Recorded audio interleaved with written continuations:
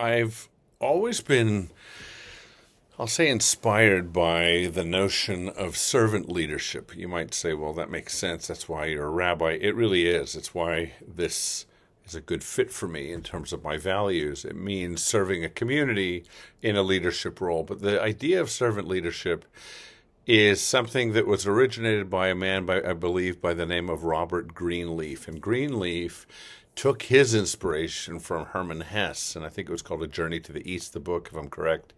And in that book was born this notion of the servant leader in the form and the guise of a character called Leo.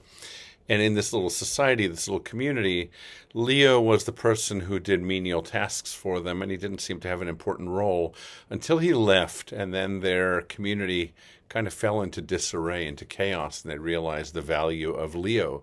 It wasn't just that he was a servant, but that he offered something more spiritually enlightening by his presence. And what they realized in following him to the east was that in his order of monks, in his order, his religious order, he was the head of the servant leaders. And it gives you some inspiration, some idea, a reason maybe to think about servant leadership as something to aspire to rather than to denigrate and move away from. Now, why do I say this to you in the beginning of 2024?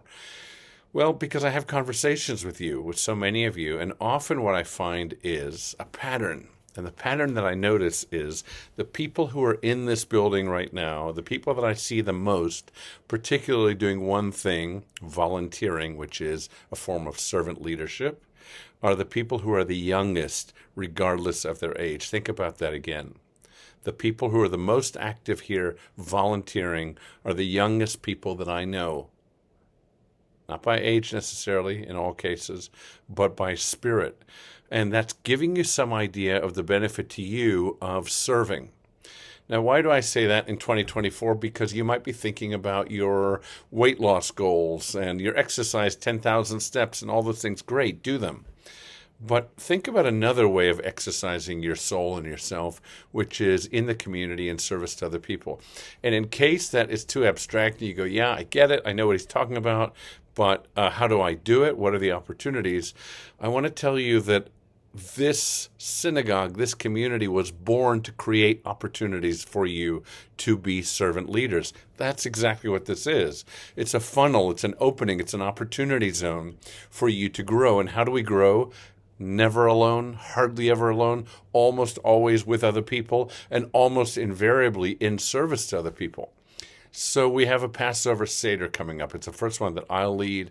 It'll be in the synagogue here. Can't guarantee who's catering, but I have a good idea. It'll be reasonably priced and delicious, reliably good. And I need help. And what I'm saying to you is maybe that's an opportunity for you to say, Rabbi, I'll work with you on it. Let's get a few good people together. We'll put together a beautiful Seder. We have a security group that is responsible for your well-being, your kids' and grandkids' well-being when they come to the synagogue. Instead of letting other volunteers step up to make us safe, to be the eyes around the building when we're here, why don't you step up and say, that's a way that I'll engage and meet other lovely people. Maybe it is helping us with the show that's coming up in March, which is hysterical and moving. VOS Players has something really special coming thanks to the talents of Eric Menyuk, who's written the show, and all the people involved. We're going to need help with that show. Maybe that's a way to get involved. We have brotherhood. We have sisterhood. We have VOS Sisters. We have Men's Club. We have all these ways for you to engage with other people. But what I want to suggest is don't come in as an audience member to these events and these experiences. Step forward and say, how can I help? Which is a form of saying, how can I lead? It's a way to engage and meet other people. Somebody around my age said to me recently, but Rabbi, I don't really know people here in the synagogue. I thought, well, they're here. Knowing requires turning up. And what I want to say to all of us is let's turn up for each other this year, rather than just talking about it, thinking about it, and wondering how we can find more meaning, fulfillment, and connection in our lives. My suggestion is step up, turn up, let's find each other, let's spend a lot of time together in the beautiful role of being servant leaders to one another.